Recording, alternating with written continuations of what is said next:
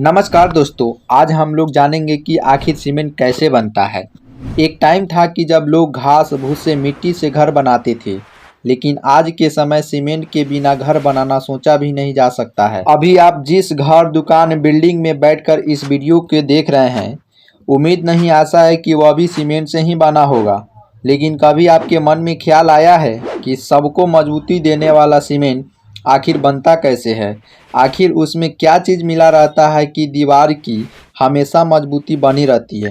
क्यों सालों साल गर्मी, सर्दी, बरसात बिना किसी दिक्कत के झेल लेता है? अगर इन सभी सवालों का सामना हुआ है तो इस वीडियो में अंत तक जरूर बने रहें। बात सीमेंट की शुरुआत से करें तो इसे सबसे पहले विलियम एस्पॉन ने साल 1824 ईस्वी में इंग्लैंड में खोजा था।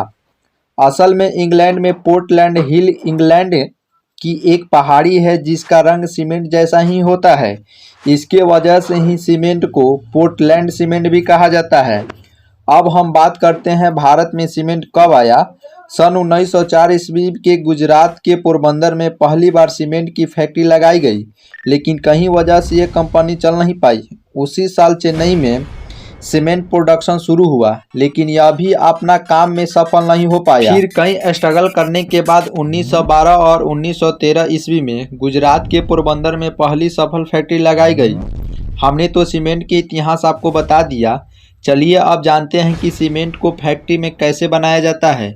ऐसे तो सीमेंट की फैक्ट्री कहीं भी लगाया नहीं जा सकता है, लेकिन कुछ बातों पर ध्यान रखना होता है। सीमेंट बनाने के लिए कच्चा माल पास में होना काफ़ी ज़रूरी होता है। अगर सारी कच्चा माल एक ही जगह पर मिल जाए तो सोने पर सुहागा है और प्रोडक्शन ज़्यादा और सस्ता होगी। सीमेंट बनाने के लिए जो कच्चा माल इस्तेमाल होता है वह सस्ता और भारी होता है।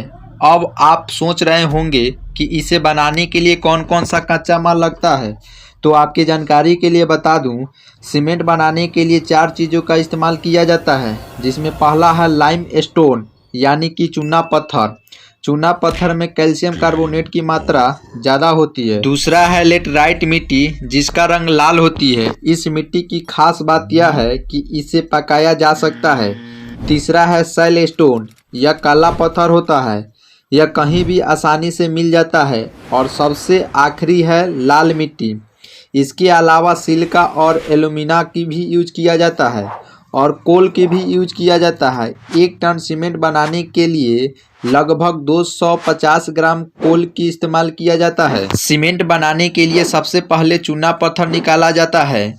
चूना पत्थर बड़े बड़े पहाड़ों में मौजूद होते हैं। पहाड़ों में सभी कच्चे माल पाने के लिए पहाड़ों में ब्लास्ट किया जाता है और इससे बड़े बड़े पहाड़ टूट जाते हैं।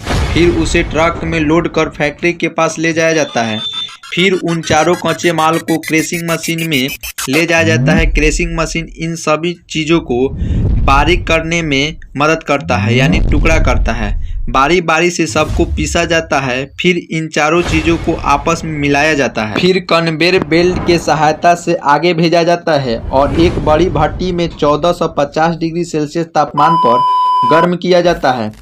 इतने ज़्यादा तापमान में गर्म करने पर इनके कंपाउंड नेचुरल कंपाउंड से टूटकर अलग हो जाते हैं और एक नया कंपाउंड तैयार होता है। भट्टी से एक कंपाउंड बहुत छोटा टुकड़े में बाहर निकलता है, जिसे खंगर या क्लिकर कहते हैं। उसके बाद यह मटेरियल कूलर में आता है। इस कूलर में मटेरियल को 70 से 80 डिग्री सेल्सियस ताप पर रखा जाता है। आखिरी में इन सभी मटेरियल को एक बड़े से ग्राइंडर में पीस लिया जाता है और सीमेंट बनकर तैयार हो जाते हैं। लेकिन उस सीमेंट को पानी से बचने के लिए जिप्सम मिलाया जाता है, ताकि पानी में सीमेंट भीजने से सख्त ना हो पाए। एक बार सीमेंट बन जाता है तब बारी आती है पैकिंग की। पैकिंग मशीन ही करता है। सभी चीज़ मशीन में ही फिट कर दिया जाता है।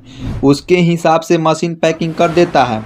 तब वह मार्केट में सेल होने के लिए तैयार हो जाता है और उसे आसानी से बेचा जाता है। क्वालिटी के हिसाब से सीमेंट को 3 भागों में बांटा गया है, ग्रेड 33, ग्रेड 43, ग्रेड 53। सीमेंट बनने के बाद 28 से 30 दिन के बाद इसकी क्वालिटी टेस्ट किया जाता है और उसी के हिसाब से क्वालिटी बताई जाती है।